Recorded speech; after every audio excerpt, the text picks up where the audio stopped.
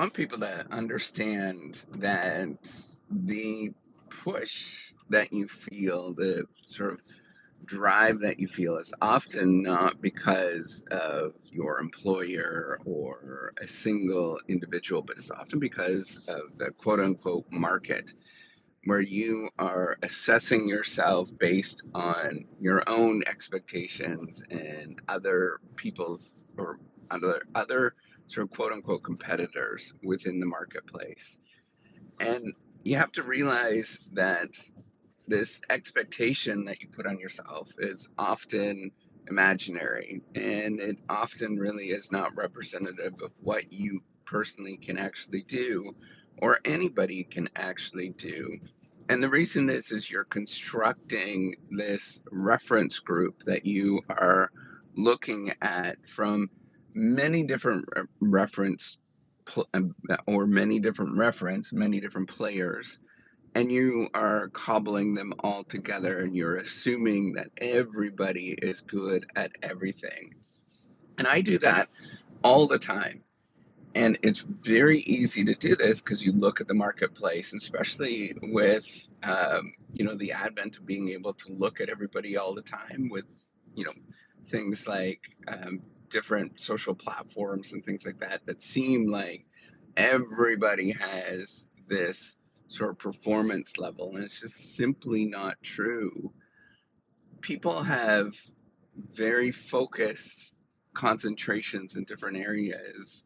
And sometimes they're good at that particular area, but oftentimes they're not. And you're getting a snippet or a selling point, or um, you're getting something that is vastly misrepresented in a lot of different ways.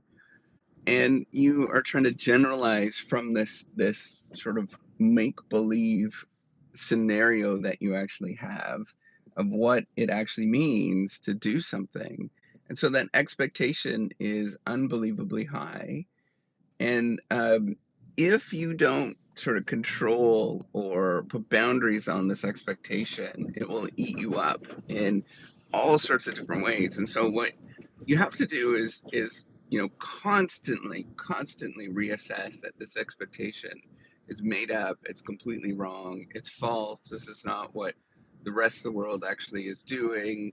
Um, and then you go from there. You figure out, okay, what is manageable for me? What is it that I can actually behaviorally do? And when I talk about behavior, I'm not talking about these sort of thoughts in your head of what you believe you should actually do, but I'm saying, like, actually count or look at what your day to day is and sort of assess, okay, this is my day to day. This is what I can actually accomplish um, on a given day. And that's what your true expectation should be, guided by the the outside world. And that true expectation is going to be vastly slower, and vastly, like, not as what you'd expect it to be. Because what will end up happening, and here's the other thing that you have to sort of account for, is that you might be highly productive in a given moment, but then what ends up happening is you make a lot of mistakes. And these mistakes you're not going to know until you're 4 months, a year, 2 years out, and you realize, crap, that was a big giant mistake to do that.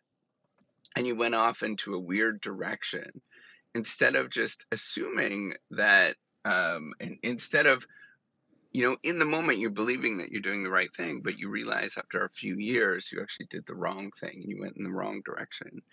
I want you to sort of reassess all of this kind of stuff, that where you think you should be is often just looking at what you're doing at this moment. And that's the best case scenario that you have in terms of thinking about where you should be and what you should do. So if you're working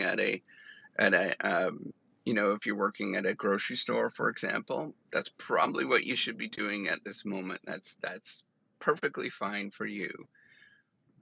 If you are, a assistant professor someplace, and you're struggling with getting, tenure, or you don't get tenure or whatever, all going through all that stuff, well, then that's what you should be doing at this moment, because that's the best available information that you have. You're doing everything right for you, and you should really remove this sort of thought process, the sort of cognitive belief that you are a failure, you're problematic, yeah, or even on the other side, that you think that you are, a rock star and all this kind of stuff. Because frankly, none of that stuff is really true. You look at what is going on and you think about what is going on for you. You look at your behavior, how you are handling things at this moment.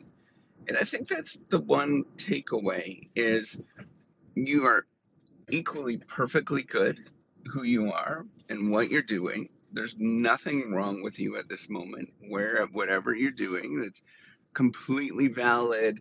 It is perfect in all respects of the word. Um, but then, as well as sort of use what you have given to you as a guide, right? If you're not feeling quite comfortable with what you're doing, you're that working at a grocery store, once again, you're not quite comfortable, well, then use it as a guide to get from one thing to the next, to go from one area to the next. And it's the same thing as if you're managing a large multinational firm or a big, large company. If you're perfectly happy with where you are or how the company's performing right now, that's amazing, right? But you are looking at the world and you're seeing that the world's changing, and there's all sorts of really interesting, fun technology that's available that you should be pursuing. Well, spend a little bit of time incrementally going from one step to the next and going into that particular direction. Actually, hire people to do those particular things. Waste some resources. It is a waste. It's always a waste. You're not going to feel like, oh my gosh, this is the best thing in the whole world. It is a giant waste. But you have to kind of get into that experience of wasting resources, wasting time and effort to actually get to some place. But then really have this, not this sort of make believe world in your mind, what these reference groups are, right? And this sort of made up reference groups, and that all these other companies and stuff are doing so much better than us. And if they're not doing better than you and you're the top performer, man, your reference group is really screwed up too. That means that you're not looking at the right reference groups. You're not looking at the right companies. If you're a multinational firm, you probably should be setting your sights a little higher. But then at the same time, come back to, use that as a bit of a guide, but don't focus on that at like completely to make your actions. Look at what you actually do.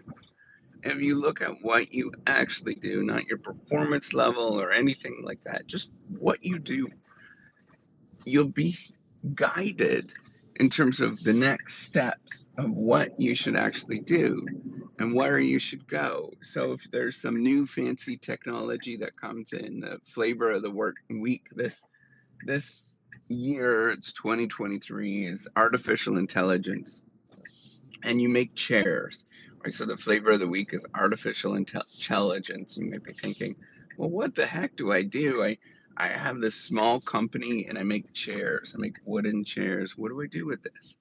Well, hire somebody, right? You're the manager, or explore it yourself. You can very much do that in terms of getting guidance of what you can do with artificial intelligence. Actually, hire somebody to do that and see how you can actually leverage some of that for your chairs and building your chairs or whatever, and really focus on, this is what I do. I build chairs. Well, how can I use artificial intelligence to do a better job at building chairs? What can I do? Can I use it for design? Can I use it for the manufacturing? Can I use it for, all of these different areas in terms of selling it, all of that. And that's how you sort of grow and develop and get into different areas, is you look at what you're already doing and you look at what your true um, behaviors are, not your performance expectations, not where you think you should be based on what everybody else is doing, but just what you're doing. And you waste resources constantly to think that you're going to get to a certain place. All right, take care and have a wonderful day. Bye.